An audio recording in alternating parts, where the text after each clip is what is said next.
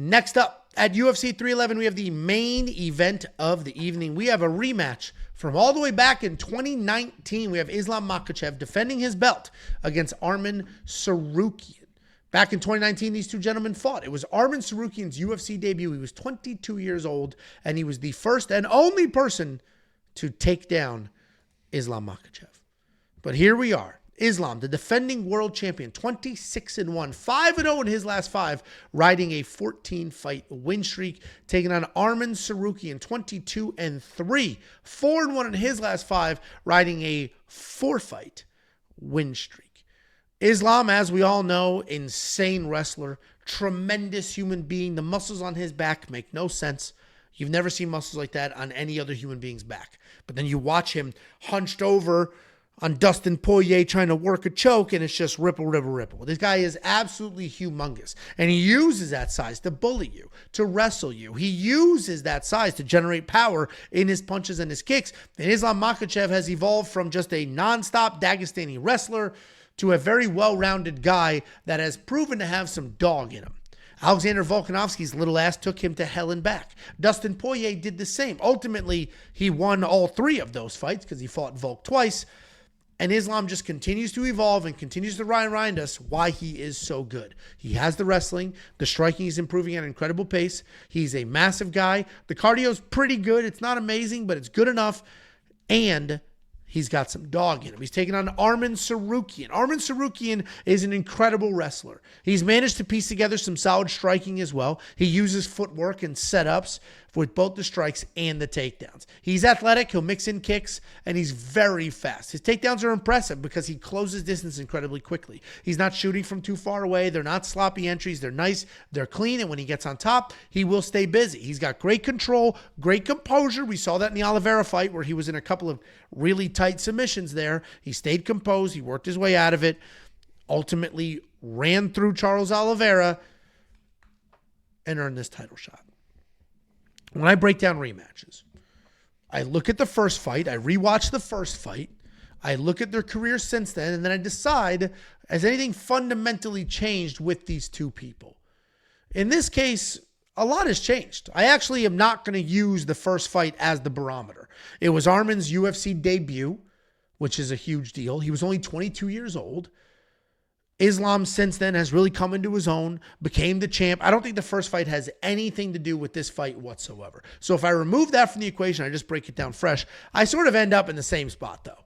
I think Arman is going to have some success. I don't think this is going to be an absolute thumping by Islam. Arman's a very good offensive wrestler. And I think Arman can definitely have some success here.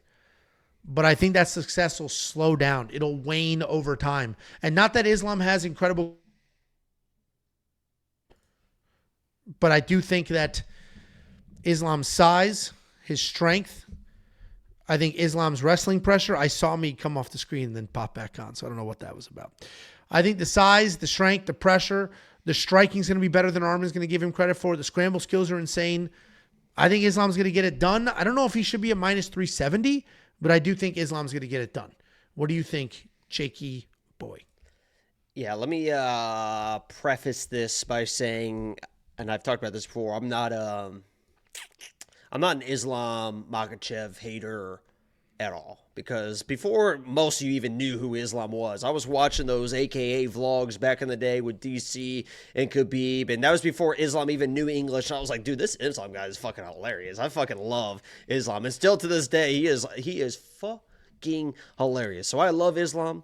I respect what he's done as a champion. I respect his abilities, and if he comes in and wins this fight, I'm not going to be crazy surprised, right? And I gave out my UFC championship predictions, and I predicted at the end of 2025 that Islam is going to be the champion of this division, so don't get like too crazy upset with me.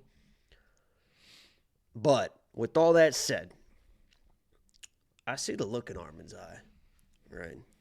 I see that look in his eye.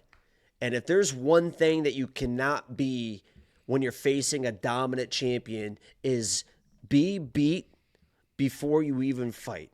A lot of people against these dominant champions. I'm sure people that went up and fought like Paulo Costa when he's fighting Izzy, when people are fighting Usman, when there's these long-standing champions. First of all, everyone just assumes they're going to win, right? Because they just always win and they can't just process that they ever lose until they actually do lose, and everyone's like, "Holy shit, I can't believe they lost," right? They just assume wins. But a lot of the people that are going after these belts also are like, fuck, man. Like 3 or 4 people have already lost this guy. How can I beat this guy? What? That's not Arman. Arman doesn't give a flying fuck about Islam, about his abilities, about anything. He is going to go right fucking after this guy. And I have seen that when you match energy with Islam, and even if you're a 145 little hobbit striker that just happened to learn how to wrestle in the last 6 months with the fucking Bangkok fucking boys, the Hickman brothers, right? And they did him well. When you matched his energy, when you respond with the wrestling, when you're trying to go after this guy, right? I saw fucking Islam on his fucking back, looking at the clock, dodging strikes, face like this, looking at Khabib saying, "Save me, Habibi. Somebody save me." And if you got Arman matching that same energy with his wrestling abilities already, right? You saw the counter wrestling that he had when he was fucking 22 years old on his debut. And let me get this straight, Angelo. I think you would agree with me. I'm one of Arman's biggest fucking haters in the world. I fucking have always picked against Arman. I've said he's over it. I had Gamera. I had fucking, what's his name that you fucking hated, Joel Alves or whatever. I had fucking, I always pick. I had Charles against Arman. Arman's going to outwork this dude. He's going to outwork this dude. He's going to outwork this dude. He's going to outwork this dude, right? And it's going to come down to whatever kind of mood the judges are in. Do they grant the forward pressure of Arman? Do they grant the defense of Islam and maybe the sweeps and this and that? What's going to happen? But he's going to fucking take it to this guy. He's going to wear this guy down. And I believe that Arman's going to have the better cardio and is able to work through these positions. And it's going to come down to the judges. And I think that Arman is going to fucking pull this shit out. And it's going to be like, oh my God, I can't believe. And then they're going to rematch. And Islam's probably going to smoke him in the rematch or the trilogy, whatever. But I just think it's a dog fight. It's a close fight. These guys are so equally skilled. You saw it in that first matchup. And that was more of Islam's prime than it was Arman's. That was his debut, right? And they were already pretty equal right there in the scrambles and all that stuff. I think Arman's leveled up more than Islam has. Not that Islam hasn't. And I think it comes down to just kind of a dog fight, and I think Arman fucking dogs this shit out. Yeah, I mean, listen, I think the odds are a bit wide. I do think this can be, and I'm a big Arman fan. I do think this can be far more competitive than the odds are indicating. I still think Islam's going to get it. I think he's just too, it sounds dumb. I think he's just too big and strong. This dude was on his back versus a 145 striker crying for help at the end of the 5th round. Not a great look. I completely agree. I think but then what happened in that rematch? He was gassed against Dustin too. But then in that rematch, knocks him out. Yeah, he was definitely gassed against Dustin, but Dustin has the ability to just take you to hell. Listen, this is a great fight. This is why we love this sport. This is a great fight. I will say, those pictures of Arman walking around shirtless are insane. You seen those pictures? The dude is shredded. Oh, yeah. It's nuts. Oh, I've absolutely insane. Yeah, I bet you have. I've seen the pictures. But that isn't, I'm not one of those guys that's like, oh my God, look, he has abs. He's going to beat Islam. I don't give a fuck about that. I watched the first fight. I've seen how relentless Arman can be. I've seen Islam fading when he really kind of matches energy, because I think Dustin kind of brought the fight to him as well, right? And you saw him start to slow down, and I just don't think Arman is going to fade. Obviously, Volk didn't fade, and you saw what happened there. It was a close fight, but I don't think Arman's going to fade like Dustin. I think he's going to outwork this guy to maybe a split win or a win. It'll be interesting for sure. I think Arman is probably who else at 155 could even make this competitive? I think Arman is the toughest matchup that somebody he hasn't beaten yet. 2 things here. There's 2 outcomes that I think work great for the UFC. The first one is Islam fucking smokes him, right? Looks like a dominant the domination is there. He can start going, is he looking for the 170 belt? Like, if he just smokes Arman, that's probably the best thing to happen for the UFC. The second thing is that they go to fucking war back and forth for 5 rounds. Arman wins a close decision, and then they can set up a trilogy in the summer. So those are my two. I think that. Yeah, I agree with that. Yeah, I think. Yeah, I agree with that because.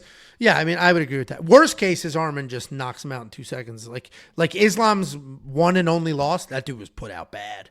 He fell like a bag of sand, just boom. That would be worst case for the UFC. And Arman's a great looking dude, and he's a millionaire, but that actually could work against him. Being all rich and not necessarily needing this money. People are saying it'd be tough to negotiate with. He makes it even more dangerous. Because he's doing it. He doesn't need it. He's just fucking doing it because he just fucking loves it that much. And he fucking works hard, man. He literally said, like, in that fight, like, I changed my training after that fight because I thought I was that dude. And I realized I'm not that fucking dude. The fight with Islam? Yeah. I thought he beat Gamrot, too. You laughed to my face when I said that. I thought he beat Gamrot. Yeah, I'm a fucking Arman hater. I love Gamrot. Like, I'm saying this, like, I like Islam, and I hate... If you guys listen to my Arman breakdowns in the past, I literally have picked against him, I think, in every single fight. So, here we are. And here we are. Everybody is going to say that Joaquin Silva dropped Arman a little bit, had him a little... That is true. But only one of these two men was straight up unconscious, which is a different situation. So I think, flukes can happen. I'm looking forward to this fight quite a bit. I'm picking Islam. I think the odds are a bit wide. I think it should be 2-1, not almost 4-1. But you get what you get, and you don't throw a fit. $9,400 in DraftKings Fantasy for Islam Makhachev. Listen, we got 5 rounds to work with. Let's see what Islam scored in that first matchup with Alexander Volkanovski. Because if this is a war, as Jacob is indicating that it could be, that'll give us a good view into what that score could be. Islam Makhachev, probably going to be in my lineup. 5 rounds to work with. I do think he wins this fight, and I think he's just going to get some of the takedowns, control some of the striking, and we're going to find out a lot about both of these gentlemen. Guys, go to WeWantPicks.com. Become a premium member. It's freaking $10. If you want everything that premium offers, great. It's $10. Good to go. If you just want to support us, that's the best way to absolutely do it. We do have an app as well. Every single thing that we do is inside the app. Obviously, the mobile browser still works. Website still works. But the app has push notifications. I sent 3 today. Place a new bet. Place a new bet. This is ready to go. Or right to your phone instantly when we do things, so you don't miss out on the line movement. You don't miss out on anything like that. Just search We Want Picks in the App Store. Once you have the app, you will have access to the data analyzer. These screenshots here are from the web view. Best experience on a computer, but you can experience it on your phone. If you're watching the fights and you got some prop bets coming up and you want to look real quickly, hey, how many significant strikes does Arman land in decision wins? Oh, okay, this is the number that we're at. Great, let's go with this. Anything you could need, any question you could have, you can answer right there with the data analyzer. You can even click the button, watch the tape from the analyzer. You also have access to all the other tools like the line movement tracker. This will give you the opening odds, the current odds, win probability, and the line movement for every fighter on every card. You're going to have access to the Prop Hunter, a curated set of data specifically designed to help you find prop bets. You're going to have access to all the cappers and the picks. Me, Jakey Boy, the artificial intelligence, 2 dudes from New Zealand. One of them combs their hair. The other one does not. Every single thing that I mentioned. Freaking $10, one single package. WeWantPicks.com. Click Become a Member at the top. Any last words for the Peepy Loots, baby? Nope. Oh, okay. All right, guys. Well, thanks for hanging out. We appreciate you. We flexed up to 900 live viewers. That is huge for the first pay-per-view of the year. I was worried. I always worry with that 3-week break that the algorithm and YouTube is just going to be like, oh, people don't watch them anymore because there's no fights and stuff like that. But that's not the case. 900 live viewers. We appreciate every last one of you. Good luck this weekend. And if you want to come hang out with us, we will be at PFC next weekend in Frisco, Texas. Check them out at peakfighting.com. See ya.